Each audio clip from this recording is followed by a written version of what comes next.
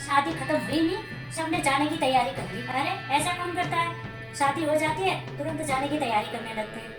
आजकल तो कोई रिश्तेदार रुकते ही नहीं। मम्मी। हाँ बेटा, मैं जा रही हूँ। काजल, शादी खत्म हुई नहीं, तूने भी जाने की तैयारी कर ली?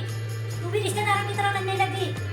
मम्मी ऐसा मत बोलो, अब शादी खत्म हो गई ना, मुझे भी तो अपने ससुराल जाना है, मुझे भी तो वहाँ देखना होता है ना। अब तो भाभी भी आ गई, अब तो आपका अच्छे से मन लग जाएगा। अभी 2-4 दिन रुक जाती, बहू को यहाँ के तौर तरीके सिखाती, कुछ दिन तो रह जाती अपनी भाभी के साथ। मम्मी मुझे भी तो अपने ससुराल का ध्यान रखना है, भाभी का ध्यान मत रखना, ज्यादा टेंशन मत लो। भाभी भी बहुत समझदार है, मैं जल्दी ही आ जाऊंगी। जिम्मेदारी तो आपकी है, आपको भाभी को कैसे रखना है, कैसे सिखाना है, क्योंकि आप दोनों को ही तो एक साथ रहना है। बहुत बड़ी बड़ी बातें बनाने लगी तू, शादी के बाद तो बेटा तू बहुत बदल गई है। तुझे तो बेटा ससुराल की चिंता है, शादी के बाद तो तू 10 दिन भी नहीं रुकी यहाँ पे। मेरे ससुराल में सब लोग बहुत अच्छे हैं, मेरा बहुत अच्छे से ध्यान रखते हैं। ठीक है मम्मी, मैं चलती हूँ। ठीक है बेटा।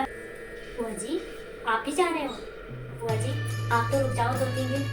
कल दीदी को भी मैंने बहुत रोकने की कोशिश करी, पर दीदी तो नहीं रुकी। बुआ जी आप तो रुक जाओ। बहू, शादी हो गई, तुम घर में आ गई, अब मेरा यहाँ क्या काम है?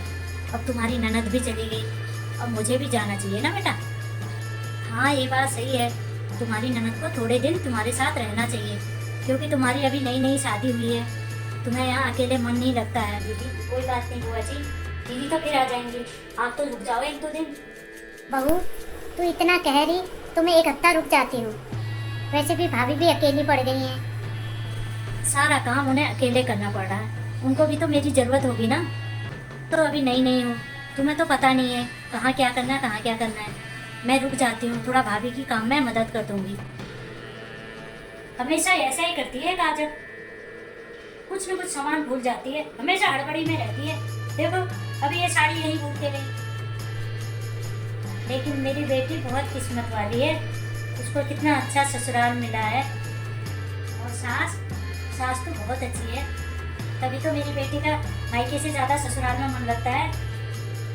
ये साड़ी सही रहेगी सरिता जी के लिए, उनको विदा कर देती हूँ, वही रुकी हैं बस। वैसे भी सारे रिश्तेदार भी चले गए, मेरी बेटी भी चली गई, तो उनका क्या काम है यहाँ? वो भी जाएं अपना घर, मैं भी तो अपना घर देखूंगी, अपनी बहू को देखूंगी। वैसे ये बहू है कहाँ पे? कोमल, कोमल बहू। जी माँ जी।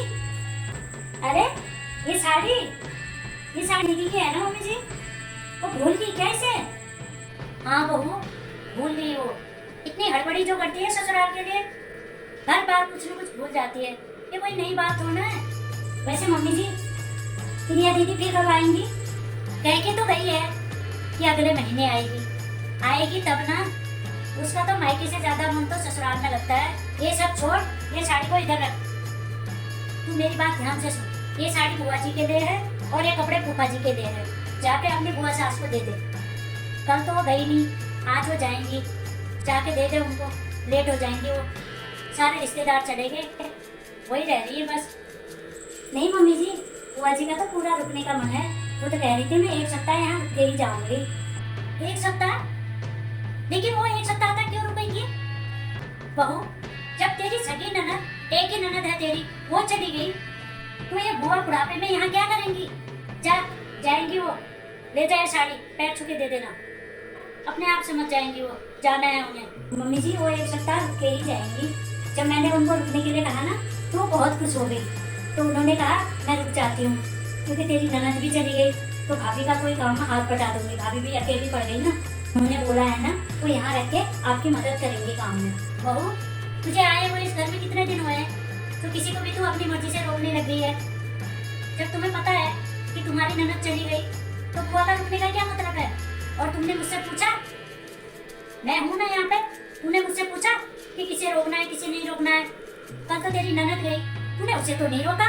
मम्मी जी मैंने दीदी को भी बहुत रोका था, मैंने उनको बोला था आप कुछ दिन रुक जाइए, मेरा भी मन लग जाएगा, लेकिन दीदी ने तो मना कर दिया। कि मम्मी जी बुआ जी का तो खुद का भी मन कर रहा है रुकने के लिए, मैंने तो सिर्फ एक बार बोला था उनसे रुकने के लिए। बुआ जी बोल रही थी वो भी चली गई तो आप अकेली पड़ जाओगी, आप अकेली सारा काम कैसे करोगी, इसलिए थोड़े दिन मैं यहाँ रुक जाती हूँ तो आपके काम में मदद कर दूंगी, इसलिए वो रुक गई हैं। बहू बहुत बोल लिया तुमने, आइंदा मेरी मर्जी से पूछे बिना कोई भी ऐसा काम मत करना।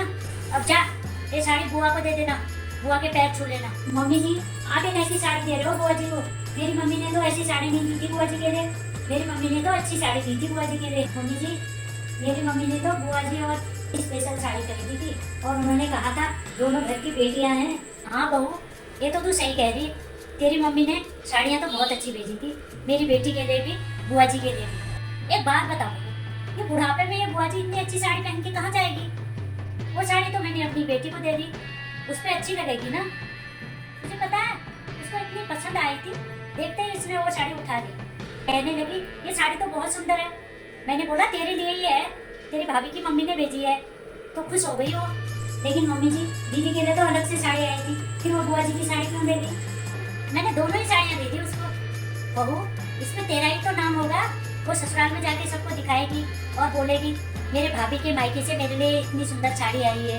मम्मी जी मेरी मम्मी ने ना बुआ जी के लिए वो साड़ी बहुत मन से दी थी और उन्होंने मुझसे कहा था जब बुआ जी घर से विदा होंगी तो तू उनके पैर छू के साड़ी दे देना और उनसे आशीर्वाद ले लेना। तो ये साड़ी मैं बुआ जी को दूंगी तो बुआ जी मेरे बारे में क्या सोचेंगी और मेरी मम्मी के बारे में क्या सोचेंगी? और उन्हें तो यही लगेगा ये साड़ी तो मेरे मायके वालों ने भेजी है। मम्मी जी दीदी के ससुराल में तो मेरी तारीफ होगी, लेकिन बुआ जी के ससुराल में तो हमारी बुराई होगी ना। क्या सोचेंगे सब लोग, कैसी साड़ी आई है मेरे मायके से।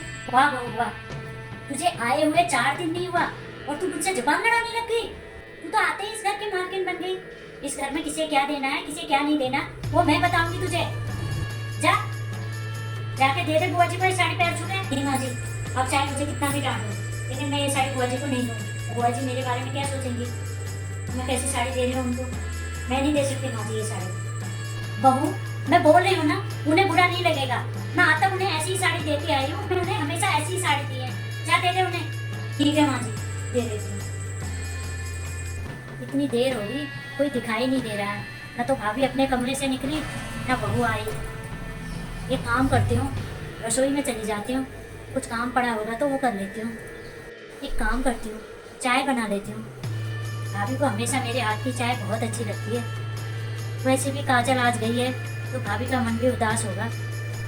चाय बना देती हूँ फिर दोनों ननद भाभी साथ में बैठकर चाय पियेंगे।